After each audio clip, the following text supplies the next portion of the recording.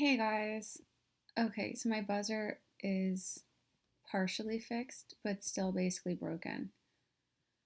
I am so tired.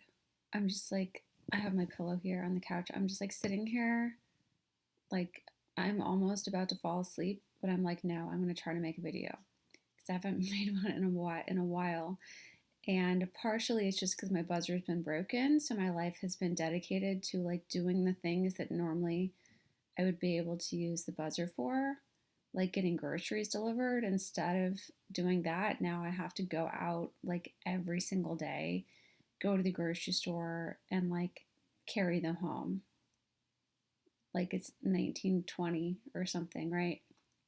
And then cook all my own food, which I normally do anyway, but it's a lot easier with grocery delivery. I am just so tired. Let me try to stay awake though, because I want to tell you guys about this topic about narcissists and sociopaths, covert narcissists and overt narcissists, and how they all idealize certain groups of people. It's just so weird, but it makes so much sense. By the way, I don't use any of this stuff in my life coaching. If you want life coaching, go to yourdreamslifecoach.com. All the sociopath narcissist stuff is just kind of like a personal interest. It's fascinating because I didn't understand it for so many years. And then when you finally understand it, it's like, oh, this explains so much about so many people. And it's like everything clicks into place.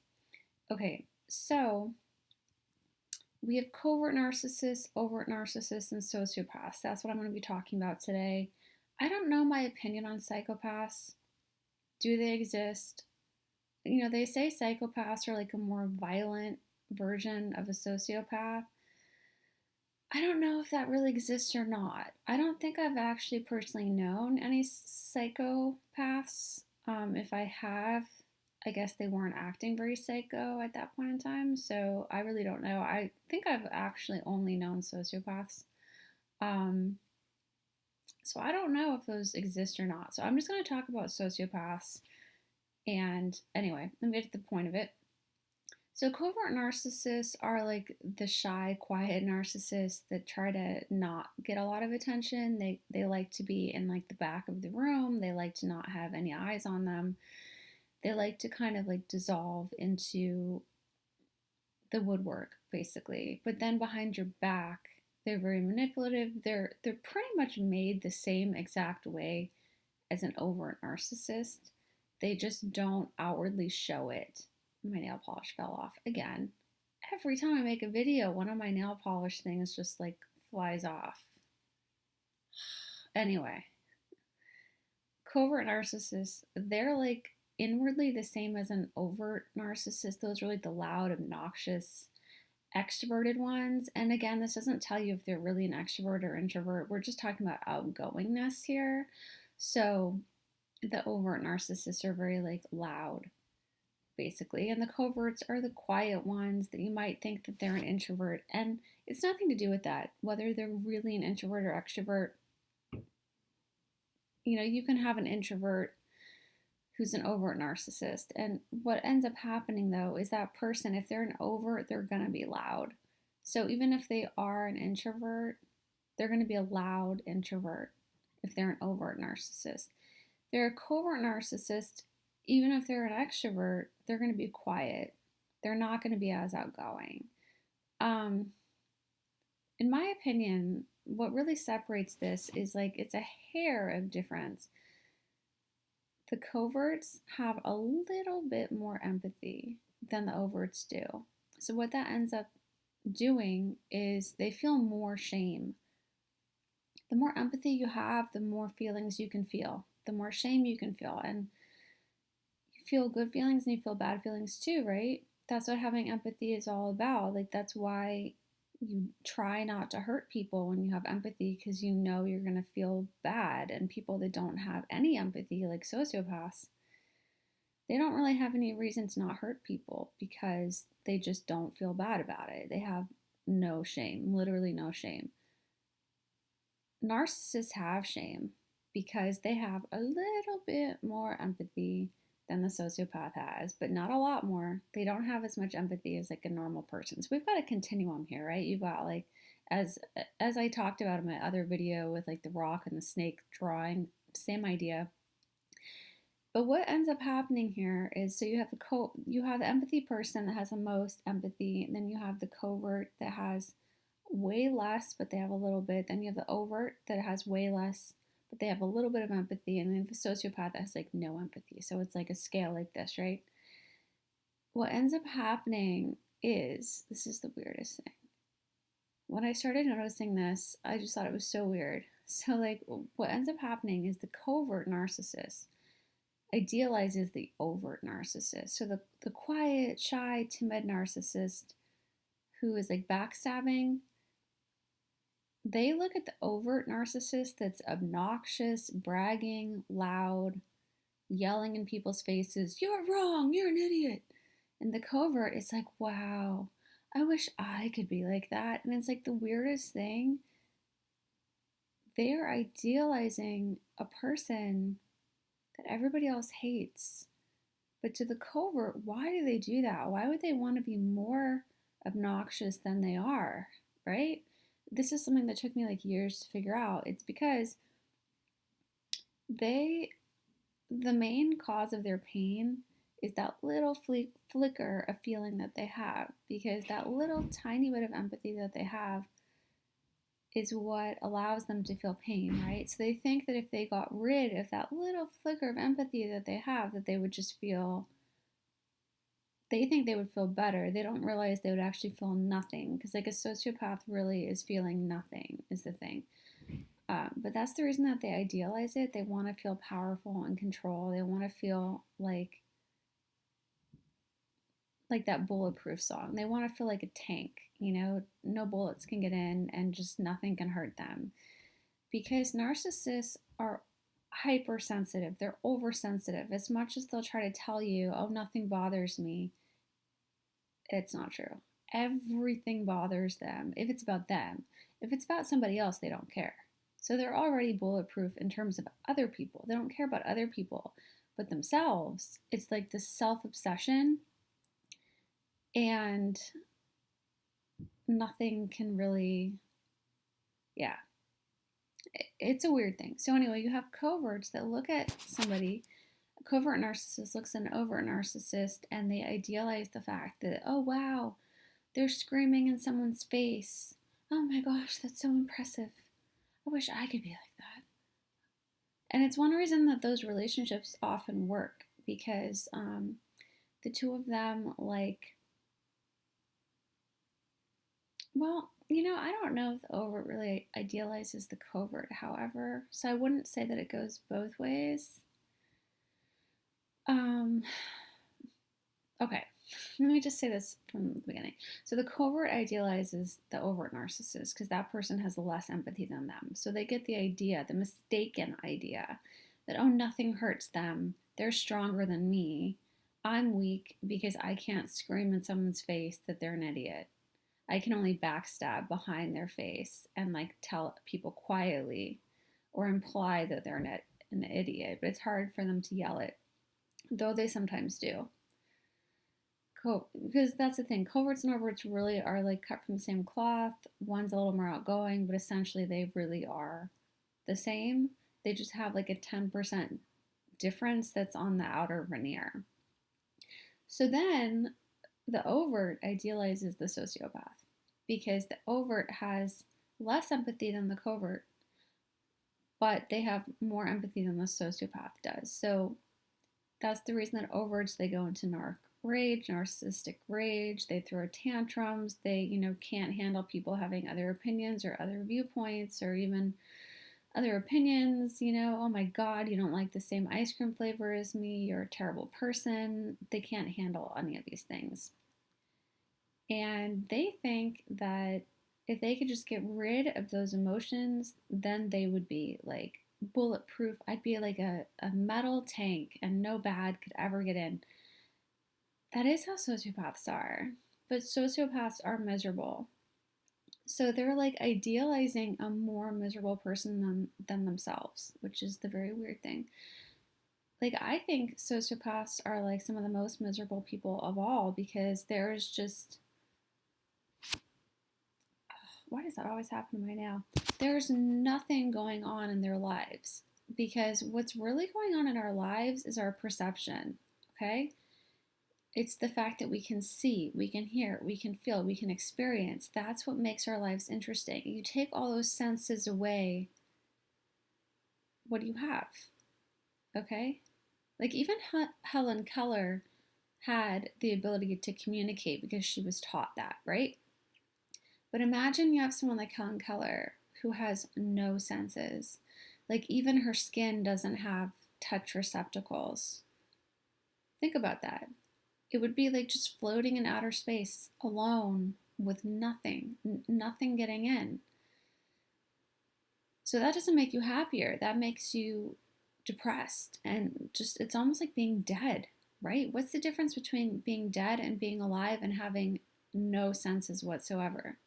Because someone like Helen Keller, even though she couldn't see or hear, she had that sense of touch. So she could, feel like letters being drawn into her skin through touch. And, she could hug people and have that sense, right? And get meaning through that. But with nothing, you're basically not alive, right? And so here you have people idealizing people who have less senses than they themselves have because they think it will make them feel stronger.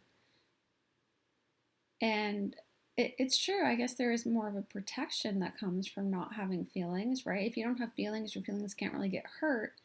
But then what's the point of being alive? Because you can't feel good either, you know?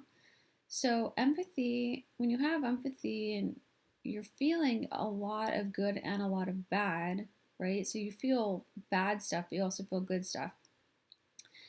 And normal people have the most feeling and then it kind of goes down. Narcissists have less, but some, and sociopaths have almost none. So that's the weird thing, is that narcissists are idealizing narcissists who feel less than they themselves do. And like Coverts idealize overts, and then overts idealize sociopaths because they think, oh, I would never feel hurt if I was a sociopath. Yeah, that's true. That's why sociopaths don't care what other people think about them. They really don't. Narcissists love to tell people that, and it's a lie. When you hear a narcissist say, oh, I don't care what anybody thinks, that's a lie they're telling themselves because sociopaths don't go around reciting that to people. They just don't care. And you can tell they don't care from their behavior. They do things that are just weird or stupid and they don't have any shame. They don't care. It doesn't bother them if people like mock them and laugh at them. They're just like, yeah, okay, I'm half alive. What do I even care? They just give you that impression that they're just like they're barely alive. That's the impression that I get from sociopaths. Narcissists are like hypersensitive to everything. So if they ever tell you they're not sensitive or they don't care, it's just a total lie. But anyway, who do sociopaths idealize? And that's the thing. They don't really idealize narcissists at all. They see narcissists as like silly. And then they see people with empathy as silly because to them, they don't care about anything. So why would you care about something when I don't care about it? That's silly, right? So like if you don't care about something and someone else does, you tend to view that person as kind of like, that's kind of silly. Like, why do you care so much about what people think about that? Why do you care so much about this person's feelings? That's kind of how sociopaths view it. But I would say on some level, sociopaths do feel, I wouldn't call it a jealousy because narcs are the ones who are going around feeling the most jealousy. Sociopaths, I think that on some level that there's a sadness there that they can't feel anything. It's a sadness of like, these people are clearly experiencing something that I can't feel and it seems to be making them happy. What is that and why don't I have it? That's sad, but it's not really a jealous thing. Because most of the time sociopaths feel like, they have their superiority and they feel that they're smarter than people. And in a way, I guess they are I wouldn't say they're actually smarter, but they have an ability other people don't have, which is to just not have any emotion, which can be useful if you're like a sniper in a war or something. They don't get nervous as much. And the reason for that is not because they're better or they're more intelligent, they're lacking a sense, okay? So, like, if you're a blind person, you can't see a monster running towards you, and so you're not going to feel scared. The monster's still running, though. So, they lack that sense, they lack that empathy. So, they don't feel the feelings that a person with empathy would feel. The same way, if you lack sight, you're not going to see something scary. Or if you watch a gory movie and you're blind, that movie's not going to upset you unless it has words or sound that you can understand, right? If you're just shown images, they're not going to get in. That doesn't mean you're stronger or you're smarter, but you could say it's a skill, in that that's not going to affect you. So there could be a situation that maybe it'd be good to be blind because something wouldn't affect you negatively, right? So that's kind of how sociopaths are. So I would not say sociopaths go around feeling jealous of other people. They don't really idealize anyone. Sociopaths, I would not say that they idealize psychopaths, if those exist. It's just a more violent version of sociopaths. If anything, sociopaths, I think, would see that as like, well, they're going to just get themselves to go to jail, because sociopaths do have some ability to like think ahead. They have better impulse control than psychopaths. Supposedly, again, I'm not even sure if psychopaths exist or if it's just kind of an opportunity thing, whereas, or an impulse control thing. I don't know. I'm not like totally sure where I stand on that. From what I've seen, like, I don't know if that really exists or if it's all just sociopaths and some tend to be a little bit more violent and have less impulse control, because narcs can be violent and narcs can have impulse control problems too, but not all narcs are, right? Like, you definitely see like murderers that are narcs, and not all, like, most narcs are certainly not murderers, just like most sociopaths are not murderers either. So I don't exactly know for that category. But yeah, I don't think the sociopath is like idealizing the psychopath by any means. But I think there is just a little bit of sadness on some level. I think a lot of their like emptiness and depression is kind of, sociopaths live in reality and they can see what's there. Narcissists don't. Narcissists see it for like half a second and then rewrite it as a narrative in their mind. So it's like, oh yeah, that girl has more than me, but whatever, because she isn't even like, she isn't even pretty anyway, and so who cares if she has a nice birthday party, because she's stupid, and I don't care anyway, because I'm not sensitive. And that's a narc, okay? Whether it's an overt narc or covert narc, they both do that. A sociopath, you're not really going to hear that from a sociopath. They don't have that need to like convince themselves and others of false stuff. They'll just be like, oh wow, that girl had a really expensive party. That's like a sociopath. They're just like stating the obvious, like they're living in reality. Now, the one thing that sociopaths do have is they can have a feeling of like, I don't know if I would even call it jealousy, because it's not jealousy to the same extent that a narc would have. Like, narcs are really the jealous. She has a new handbag. Why don't I have a new handbag? Like, that's a narc. They have that just, oh my gosh, it's like scary. Sociopaths, it's more like, well, I would like to have the best handbag. But they're not so much jealous or enraged about it. It's more like they just want it and they question if they can get it. Whereas a narc doesn't. A narc will be like, well, you know what? If I want that handbag, I'm going to get that handbag because I get whatever I want. That's like a narc. A sociopath is like, I don't really know if I can get that handbag or not. I'm not sure, because they're living in reality again, right? So they're actually assessing. And even though they have like grandiosity and all that, it's all like they're pretty much living in reality. They want the power, but they also recognize they might not be able to get it based on other factors. So they might be like, I want that handbag, but I don't know if I have enough money to buy it. My friend bought one, but my friend makes like twice as much money as I do. I wish I made more money. But see, that's a sociopath. That's a very different feeling because it's all true what they said. Yes, your friend makes more money than you. Yes, you might not be able to get that handbag, right? So they have those kinds of doubts that people that live in reality have, which normal people also have doubts like that. And by the way, like don't try to like diagnose yourself from what I'm saying. Like definitely go to a therapist if you want a real diagnosis. This is just the stuff that I've personally learned from people that I've known throughout the years. I've known a lot of different kinds of people, and it's taken me like so many years to like put these things into categories. And then when I started learning about these pathologies, it like finally made sense. And so that's the reason I want to tell you guys kind of like a real world version of how this shows up, because the jargon doesn't really help you understand it.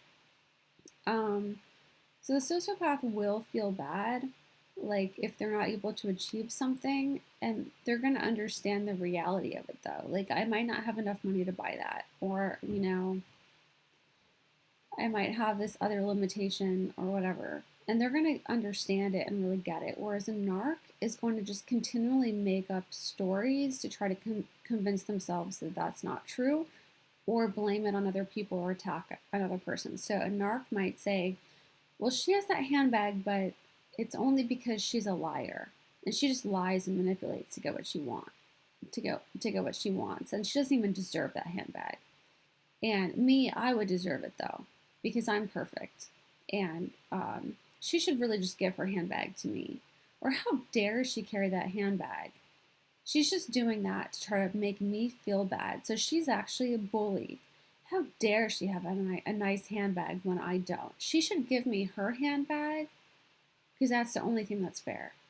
And on and on and on. Like it's so distorted. It's so convoluted. Like you have to take 10 steps back to even begin to start diagramming what's going on there, because it's just like you're piling delusion onto like distortion to the point that you're just like, wait, what were we even talking about? We were talking about handbags and that girl, and now we're over here where everyone in the world needs to give you their luxury products because otherwise they're a bully if they don't. What? Huh? Like that's like narc. And again, covert and overt, it's really the same stuff. Covert and overt, it's just outwardly the overts appear more outgoing, more controlling, more loud, more in your face, more direct in their attacks of you, again, because they have a little bit less empathy than the coverts do. The more empathy you have, basically the better your social skill. So, though I don't know, maybe I take that back because sociopaths often have better social skill than narcissists do. So it's kind of like a weird thing in the middle, I guess, that happens where if you have high empathy, usually you have very good social skill because you're thinking a lot about other people, not just about yourself.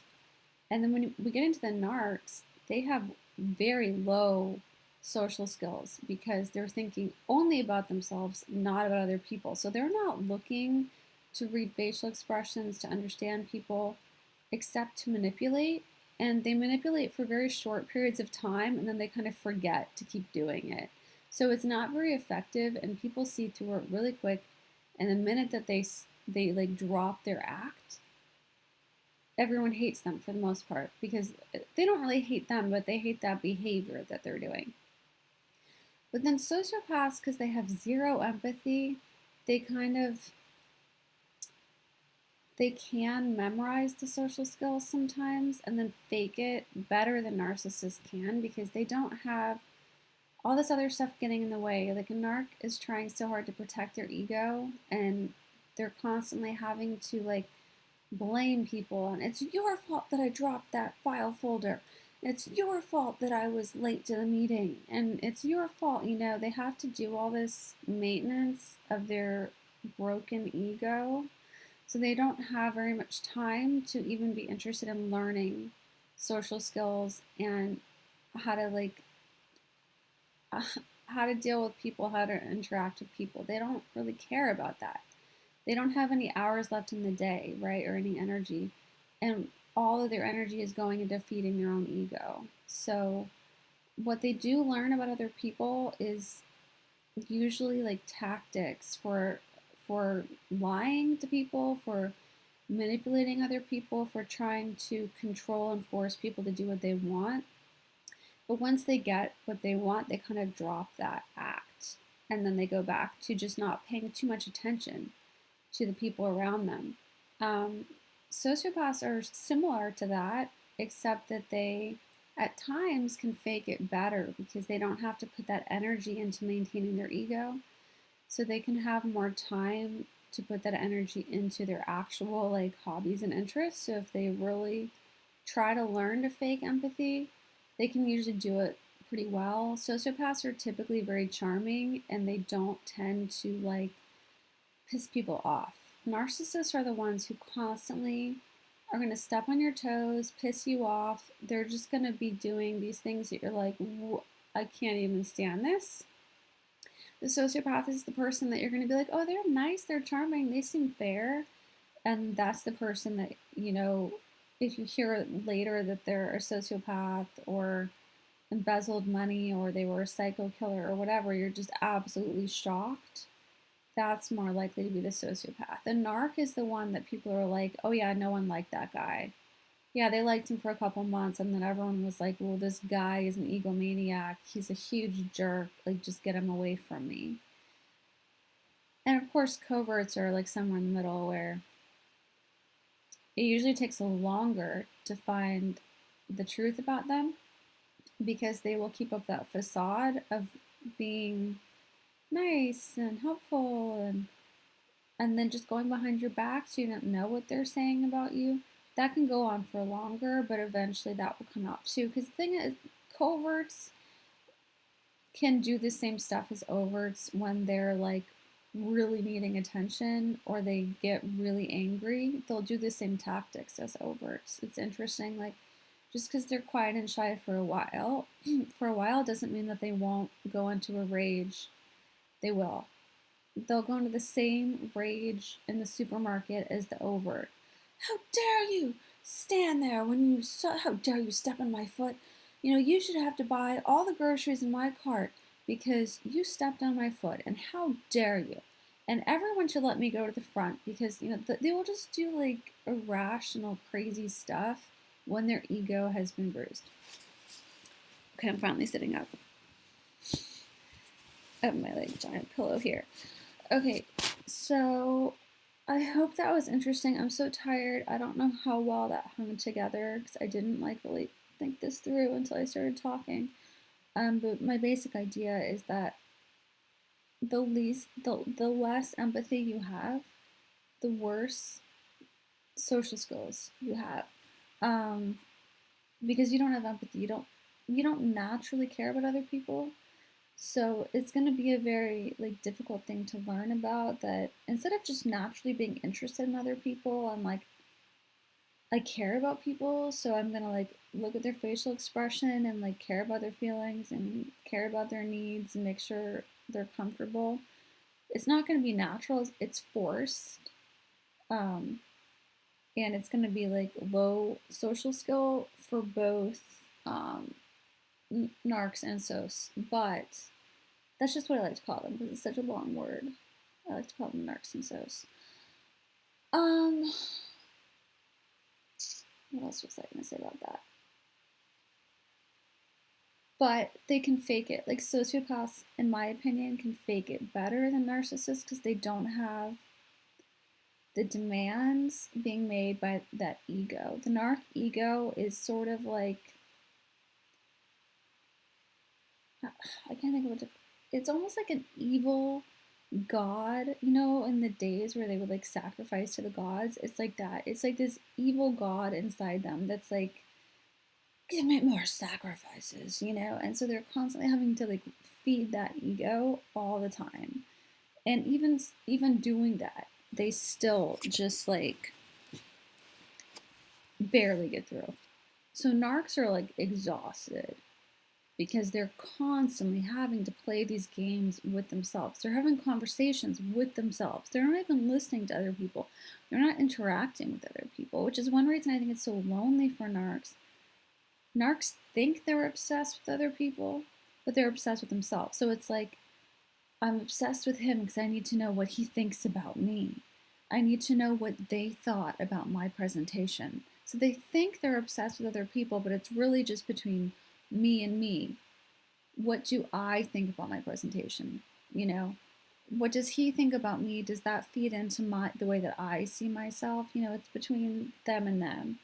Whereas the sociopath is living in reality, but they just don't care about people. They don't care if people are offended. They don't care if people are harmed. They don't care about the well-being at all. Narcs care about the well-being of other people in so much as, is this going to feed my ego? Like, if I'm asking this guy's opinion about my presentation and he wants a glass of water, I'll be like, oh, yeah, here's your glass of water, because I need that ego boost. And so narcs are almost sort of pathetic in the things they'll do to try to get, like to try to almost extort that attention from other people, whereas sociopaths don't need that, but they're just bored out of their minds and they're depressed. Because I mean, my God, think about how depressing that would be to have no connection with other people. You would sort of feel like an alien, I think, or you would almost feel like you were dead inside, right? Because they kind of are. And again, I don't think that these people are a lost cause. I think that they can still do great things with their lives, like if they really give it some thought and find things that they like to do and everything that are hopefully like good for the world and society too, and not harming anyone. Because you harm someone else, you harm yourself. You harm someone else, you harm yourself. You know, that's just the universal rule. And you don't have to have a sense um, to have a consequence. Like, you don't have to be able to sense gravity to have gravity acting on your body. So even if you had some kind of disorder where you couldn't feel your body in space, or you couldn't feel that, you can still fall off a cliff. You know, just because you don't have that sensation of, oh, I'm about to fall off a cliff, you still will fall off a cliff. And that's the thing. Like, if you don't have empathy, the empathy is not going to stop you from doing something bad, but you're still going to have a consequence, like going to jail or having someone kill you or whatever. That will still happen, just like gravity happens if you fall off a cliff.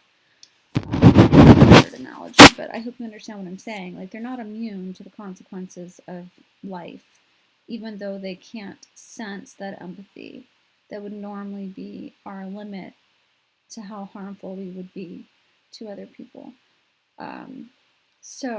I do hope if there are any like sociopaths, narcissists watching, that you can take that into account and hopefully make choices that will be, just selfishly, it's good for you to not hurt other people, because when you hurt other people, you end up in jail, you end up beaten up, killed, things like that.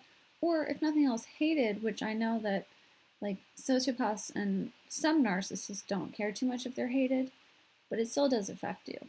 On some level, like beyond yourself, it affects you, because energy is like all that there is. And if everyone hates you, that's an energy that's in your life.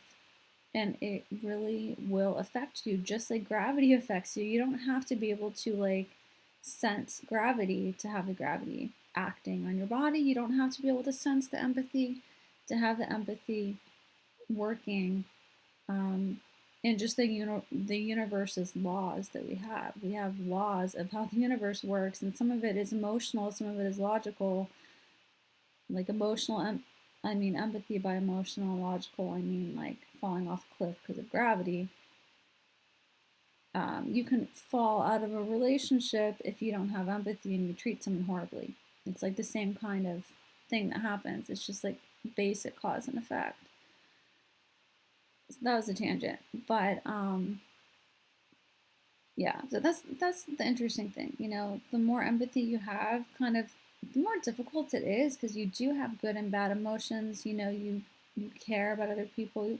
You are aware of all these things going on, right? It's harder, but you also are aware. So it's almost like being brain dead or something. It's like, would you really want to be brain dead just so you wouldn't feel any pain? Because then you're brain dead and then you can't feel anything, right? So that's the interesting thing when I see narcissists idealizing other narcissists that have less empathy, or sociopaths or whatever. Um, so my thing is try to have more empathy to the point that you can, and not everyone can have um, natural empathy that's just naturally there, because if that part of the brain doesn't work, they're not going to be able to do that. But I do think you can develop what they call like your cognitive empathy, which is your ability to get your head around it. And the same way that we can understand gravity, you don't have to like throw an object to understand the theory of gravity. You can still live by gravity's rules, even if you've never watched an object fall. You can understand the theory of it and then apply that to your life, and you will still get a positive outcome. Like, you treat people well, they treat you well back for the most part. Unless maybe you talked to a sociopath or a narcissist that day and they didn't, but for the most part, people do follow these laws of the universe, because those laws are, working whether you're playing by those rules or not. Anyway, I know that was a lot of rambling. I'm like so tired because of my buzzer situation, but I just wanted to get this info out there because I think it could help some people that are a little bit confused. Like, because I know I was confused for so many years, trying to understand, like, why are these people idealizing other people that are like, huh? Like, why would you want to be like that? But it finally hit me, like, they think that they'll have no pain. But there's no one who has no pain in life if you're alive. If you're dead or your brain dead, yeah, yeah, probably no pain, but then what's the point? So my thing would be try to bring more empathy into your life, because that's the natural way the universe works, and we really are happier when we play by those rules. Whether you feel it or not, those rules are there. So I hope that was interesting, guys. Like I said, my name is Julie Malillo. I'm a life coach here in Manhattan. This is not life coaching, what I talked about. This is just kind of topics I think are interesting. But if you would like life coaching for your business or personal goals, you can go to my website at yourdreamslifecoach.com and fill out the contact form. Thanks for watching.